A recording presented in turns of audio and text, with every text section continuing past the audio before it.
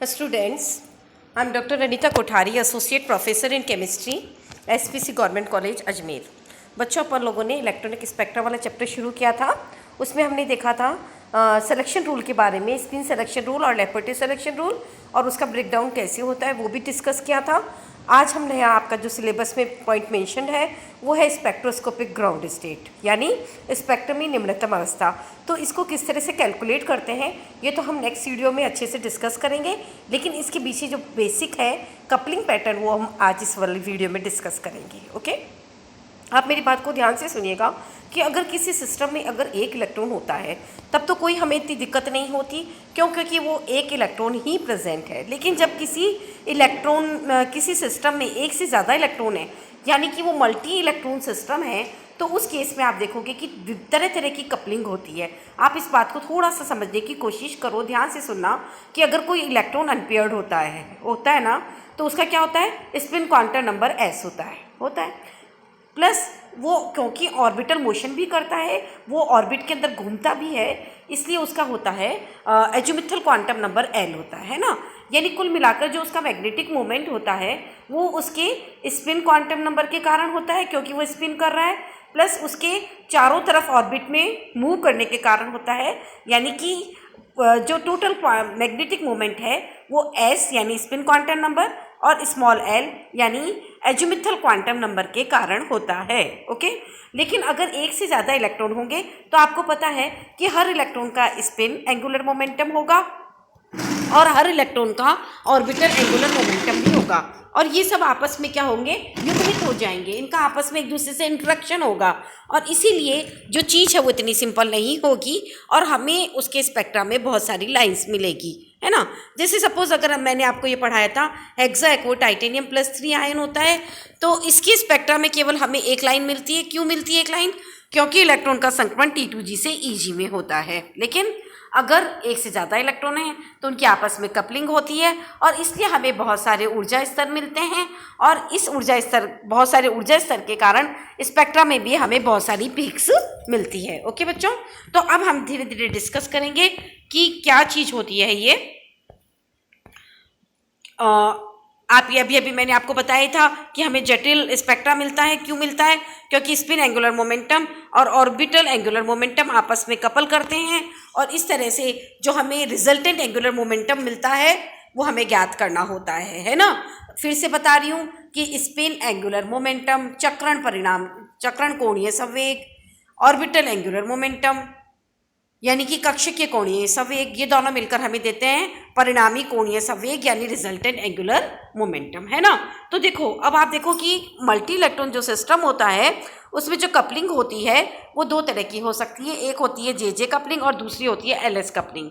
J coupling देखो समझने की कोशिश करना। जे कपलिंग क्या होगी कि जब अलग अलग इलेक्ट्रॉन के जे आपस में कपल करें, क्या करें, जे आपस में कपल करें। अब देखना ध्यान से, जे क्या हुआ, जे मिलेगा आपको किससे, S और L की कपलिंग से। ध्यान से सुना, किससे मिलेगा, S और L की कपलिंग से। आप ध्यान से मेरी बात को सुनिएगा, जब भी मैं स्मॉल लेटर यूज करूंगी इसका मतलब क्या हुआ कि वो एक इलेक्ट्रॉन की बात है, और जब मैं कैपिटल लेटर यूज करूंगी तो वो सारे इलेक्ट्रॉन्स का समप है। ओके बच्चों, तो जब मैं पहले जे जे ले रही हूँ तो आप इस बात को समझो कि वो क्या हुआ, वो ये हुआ कि सब इलेक्ट्रॉन के जो जे हैं यानी कि कोणीय संवेग है वो आपस में कपल करके कैपिटल जे देते हैं, यानी परिणामी कोणीय संवेग। ओके, तो थोड़ा थोड़ा धीरे धीरे समझो। पहले हम पढ़ रहे हैं जे कपलिंग, है ना। नंबर 1 पॉइंट, जे कपलिंग वो शो करते हैं जिनका परमाणु क्रमांक 30 से ज़्यादा हो, पहला पॉइंट। ओके, और यही कारण है कि जो ट्रांजिशन एलिमेंट्स होते हैं उनमें इस तरह का संक्रमण नहीं पाया जाता है। फर्स्ट ट्रांजिशन सीरीज में क्यों नहीं पाया जाता? क्योंकि इनमें म्यू ऐसी प्रभावी होता है और म्यू एल का प्रभाव नगण्य होता है। और जो जे कपलिंग होती है वो 2 पदों में होगी। जैसे नाम से पता चल रहा है कि हमें स्मॉल जे कपलिंग करनी है, तो पहला पद होगा SL कपलिंग। देखो ध्यान से सुना, स्मॉल वर्ड लिखे मैंने S और L, इसका मतलब एक इलेक्ट्रॉन का स्पिन कोणीय संवेग उसी इलेक्ट्रॉन के कक्षकीय कोणीय संवेग के साथ युग्मित होकर के उस इलेक्ट्रॉन का कोणीय संवेग देते हैं, जिसे हम जे कहते हैं। क्लियर है, बोलो। अब सेकेंड स्टेप क्या होगा, जे जे कपलिंग का होगा। इसमें क्या होगा कि सभी इलेक्ट्रॉन के जे जे आपस में कपल करके कैपिटल जे देंगे। कैपिटल जे को हम क्या कहते हैं, परिणाम कोणीय संवेग, यानी हमारा मकसद कैपिटल जे ज्ञात करना है। जो जे जे कपलिंग है वो जेड एटॉमिक नंबर जिनका 30 से ज़्यादा हो उनके ऊपर प्रभावी होता है, और उसका जो स्टेप है वो नंबर 1 है एस एल कपलिंग और नंबर 2 है जे जे कपलिंग। ओके, अब आप ये देखेंगे कि एल एस कपलिंग के बारे में।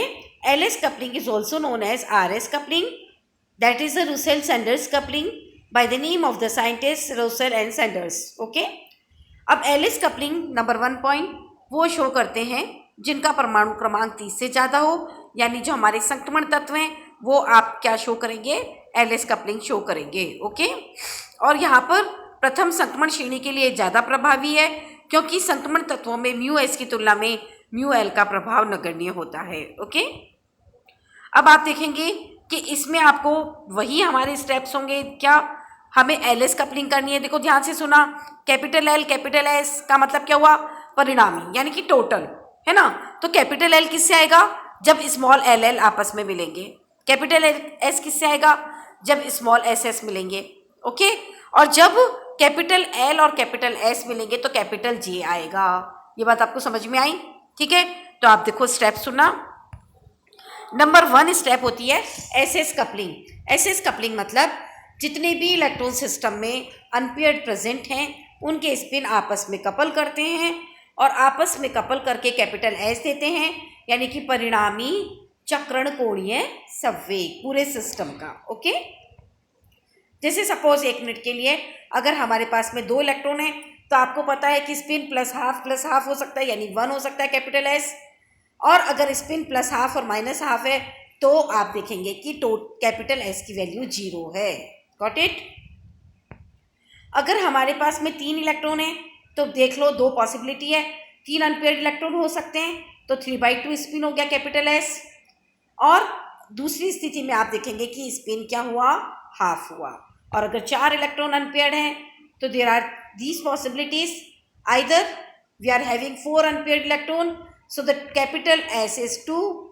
If we are having 2 unpaired electron then capital S is 1, and if we are having no unpaired electron then the capital S will be 0. Okay, then the third step is the LL coupling, यानी हर second step is LL coupling, यानी हर electron का जो कक्षीय कोणीय संवेग है वो आपस में युग्मित होता है और कैपिटल एल की वैल्यू मिलती है।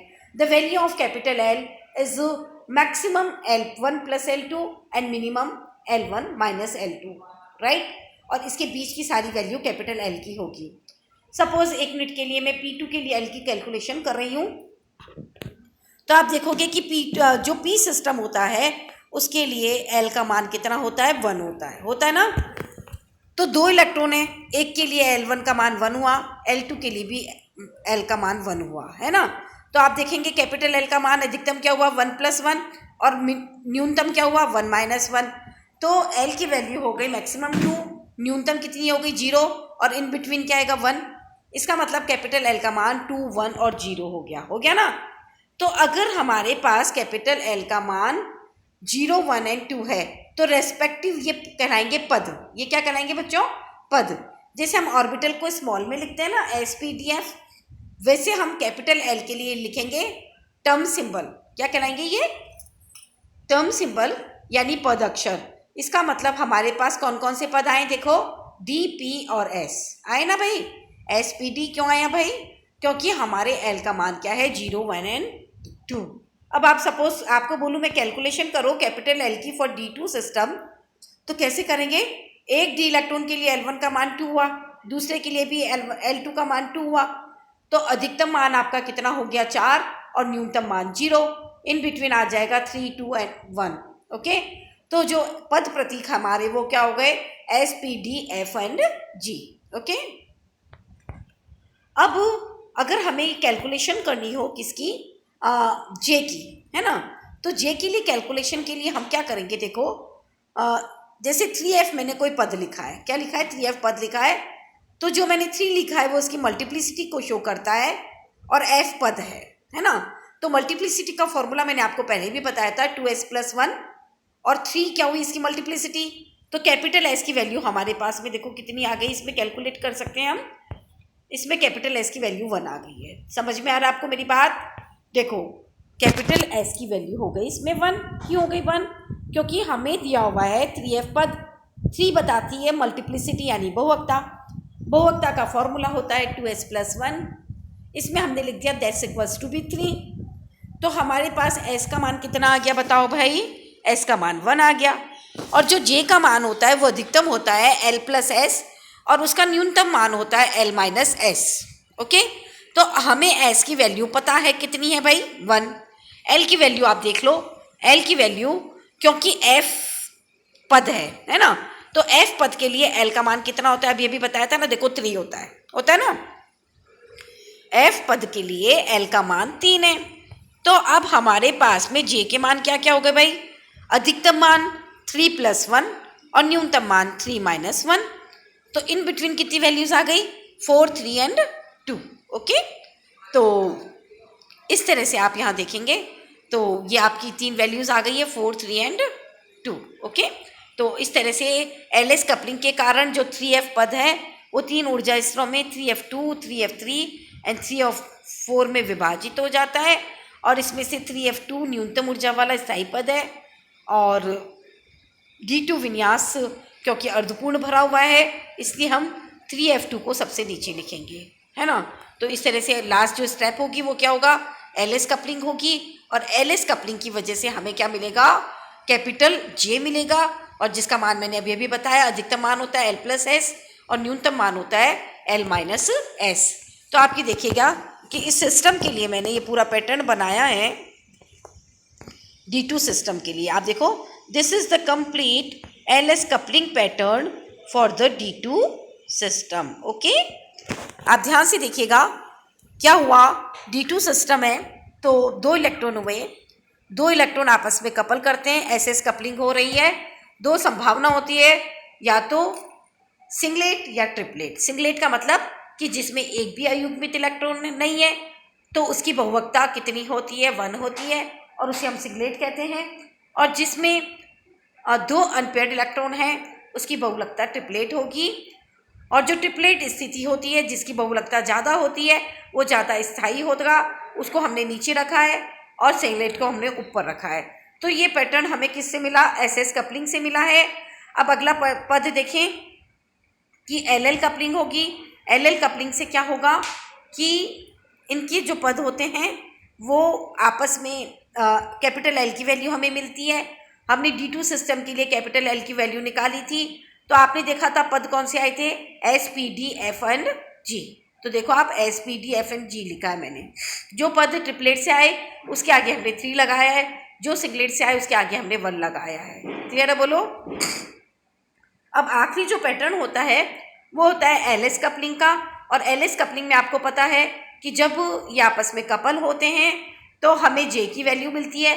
अभी अभी हमने 3f सिस्टम के लिए जे की वैल्यू निकाली थी 2, 3 एंड 4, तो ये फर्दर स्प्लिट अप हो गई 2, 3 एंड 4। और इस तरह से हर जो टर्म होगी वो आगे स्प्लिट अप हो जाएगी। और जब हम इसको चुंबकीय क्षेत्र में रखते हैं जिसे हम कहते हैं जेमान प्रभाव, तो फर्दर ये स्प्लिट अप हो जाती है माइक्रो स्टेट्स में according to the formula 2J+1। Okay, so this is all about the coupling pattern of electrons. In my next video I will discuss about the spectroscopic ground state. यहाँ पर आप देखिएगा जो 3f state है वो D2 system की spectroscopic ground state है। क्यों है? स्पेक्ट्रोस्कोपिक ग्राउंड स्टेट वो स्टेट होती है जिसकी बहुलकता सबसे ज़्यादा हो और जिसकी ऊर्जा सबसे कम हो, राइट। तो आप देखेंगे कि D2 सिस्टम में जब कपलिंग होती है तो हमें बहुत सारे ऊर्जा स्तर मिलते हैं। उन ऊर्जा स्तरों में से 3f ऊर्जा स्तर सबसे कम ऊर्जा का होता है और उसकी बहुवक्ता भी सबसे ज़्यादा होती है। तो इसीलिए D2 सिस्टम की स्पेक्ट्रोस्कोपिक ग्राउंड स्टेट होती है 3f। ओके, इसकी कैलकुलेशन मैं आपको नेक्स्ट वीडियो में डिटेल में बताऊंगी। Okay, so thank you so much for watching this video.